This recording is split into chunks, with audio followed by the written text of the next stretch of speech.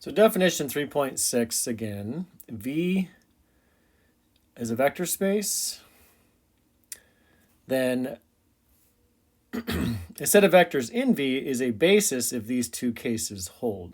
The set of vectors span V, and the set of vectors is linearly independent. We're going to look at theorem 3.3 and its proof. Theorem 3.3 states V is a vector space, B is a subset of the vector space V, and B is not all zeros. Then B is a basis for V if and only if for every V in V can be uniquely expressed in this form.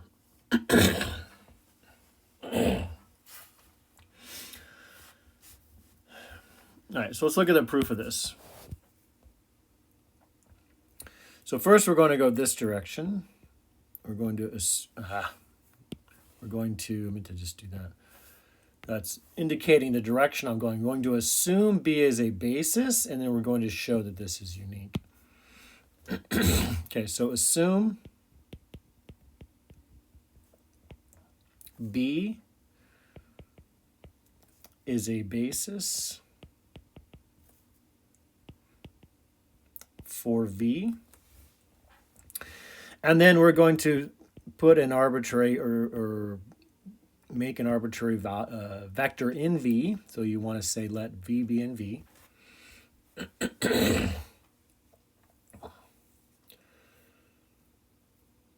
So we want to be able to show that the vectors, all the B sub i's in capital B, make up V. So V is a vector here, but these linear combinations equal every single vector V, and it's unique. So assume B is a basis. V is in capital V.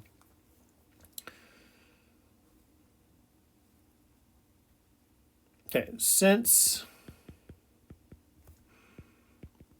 by assumption B is a basis, just right above there,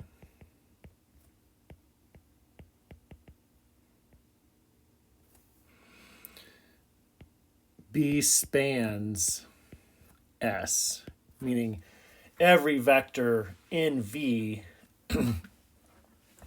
can be created by the span of B. All right, so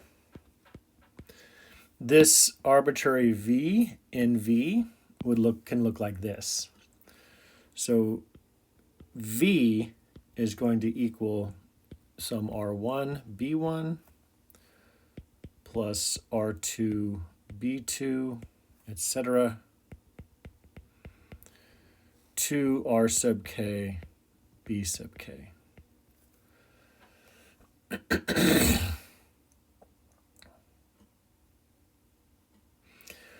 Okay, now we want to show that's unique. So let's assume there's another representation for my arbitrary V.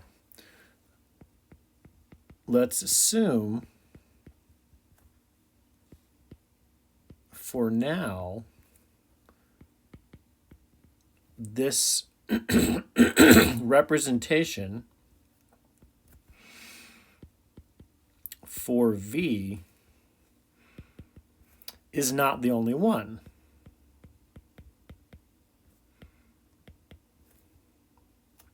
Or only form of V.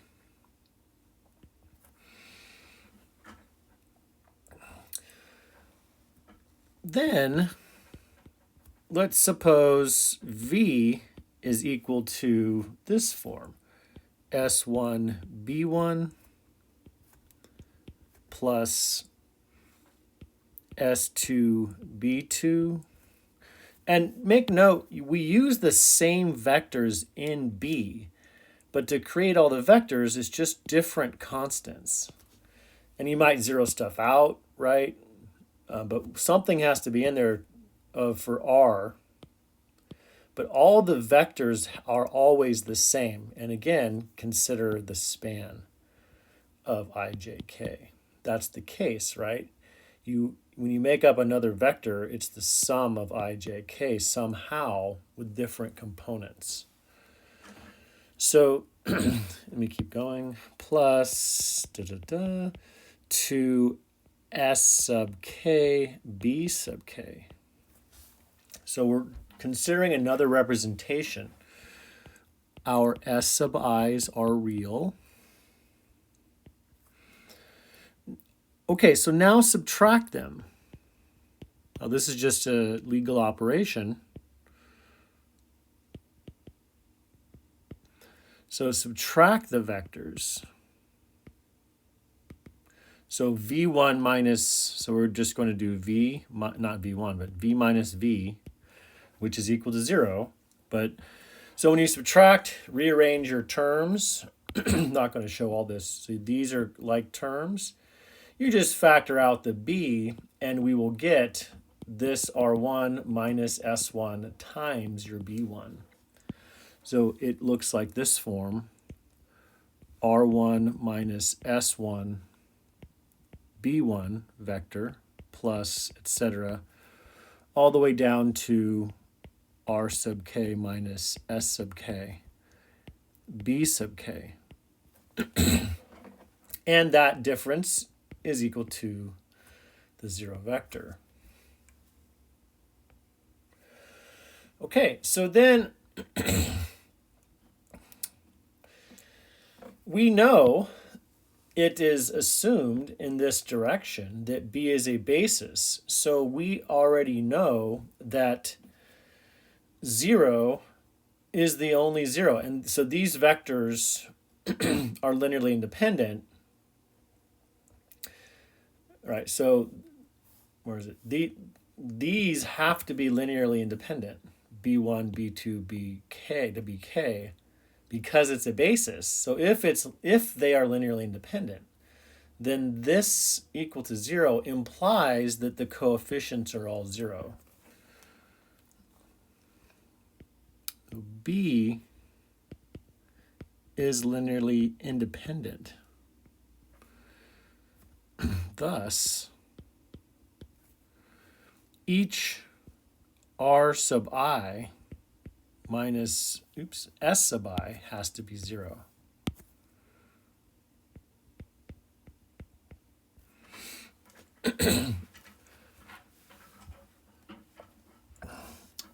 Okay, so if there's 0, that's equivalent to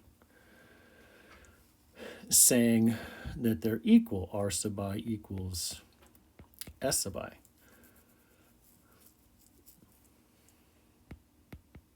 For each I. And that proves uniqueness. So you have V and V equaling this. The B's are all the same. So these are the same thing if you can show that all of those coefficients are the same. And because B is linearly independent, we know that, right, these vectors are linearly independent. B sub i's are linearly independent. So the only way to get this to be 0 is if the coefficients are all 0, which would make R equal to S, therefore unique. Therefore unique. Like we prove uniqueness of the vectors V. Okay, next direction is going this way, like that. And I'll have to move this up to right, but let me highlight the proof. And we'll do, let's see, I'll do this. I meant to change colors on that. I meant to do yellow and then do, I don't know, purple. Okay. Now we want to go to the directions. Now we're going to assume that this linear combination is unique, and then show this as a vector. So every vector in here is unique. That's the key, is that every vector is because we need to still generate the set for it to be a span. So move this up a little bit so I can write, but now assume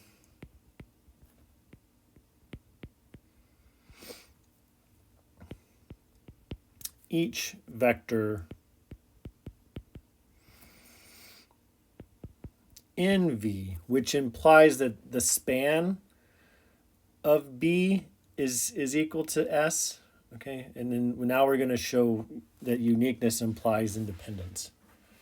Now assume each vector in V can be expressed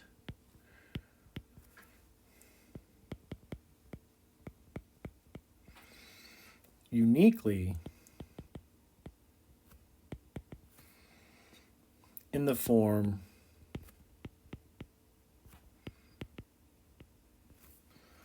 V equal to R1 B1 plus R2 B2 plus R sub k B sub k.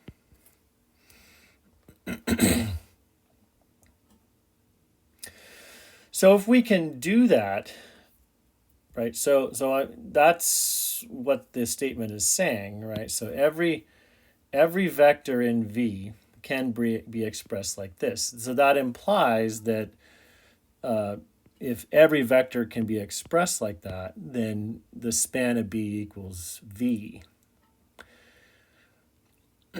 So if it's every vector, then the zero vector is included in there. Okay, so we can say that with the zero vector. So this is true with the zero vector as well. So this is true, I'll say, for the zero vector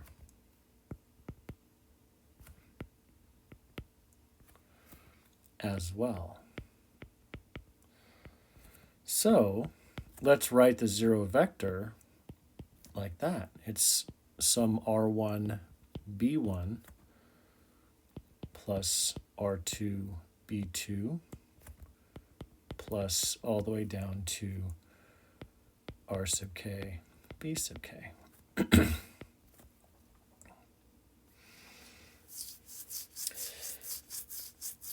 So we also have that it says uniquely expressed. So we're assuming it's uniquely expressed. So that means that none of these B sub i's can be zero. So since 0 is unique,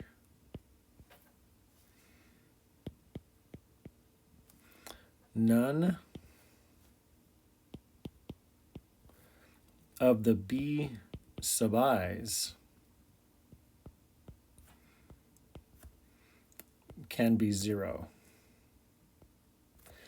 Now it's if 0 equals that, then the 0 has to be in B, but I'm saying it's in B and in S. So if you write 0 in this, there isn't another 0 here. So all of these in this form must be non-zero. Now, if that's the case, what do we know? Well, so the only way the sum of those vectors then can be 0 is if all the r's are 0, because none of these can be 0. Okay, so think of how that logic works. So the only way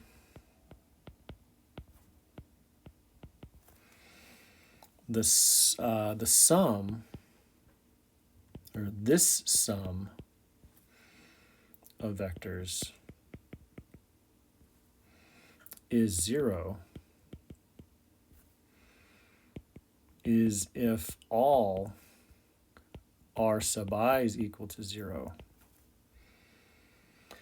Which, if that's the case, isn't that the definition of linearly independent? It is. That means the only way these can be 0 is if all these r's are 0. That means or implies that the b sub i's are all linearly independent, which is what we need to prove for a basis. That's it. Okay, so the only way the sum of the vectors is 0 is if all the r sub i's is 0. Because this is unique. You can't represent this 0 with anything else. Okay, so where was that? So this, I was about to say right what I just said. So this is the definition of linearly independent vectors. That is b sub I, the b sub i's are linearly independent. So since B spans S and the B sub i's are linearly independent, B is a basis for S. Okay, so there's a lot running around in there, granted. So I want you to spend some time on it, think about it, spend some time on it, and I could ask you to write it up as part of a theorem or something. Obviously it's here and it's open note, open book, but sometimes writing everything out in details is important. I haven't decided that yet, of course, but so write it out, think about every tiny little step. There's a lot of information in a short amount of space. That's how math is often. Anyway, I stop rambling. Let's go on to the next couple of things. The next couple of things is actually it's the last thing. So let me just bring it over from chapter 3.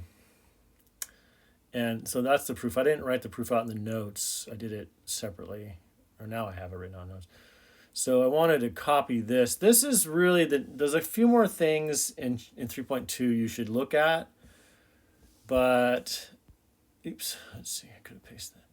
But it's this corollary from the theorems that's really the most important, is really just dimension. So let's just talk about it a little bit.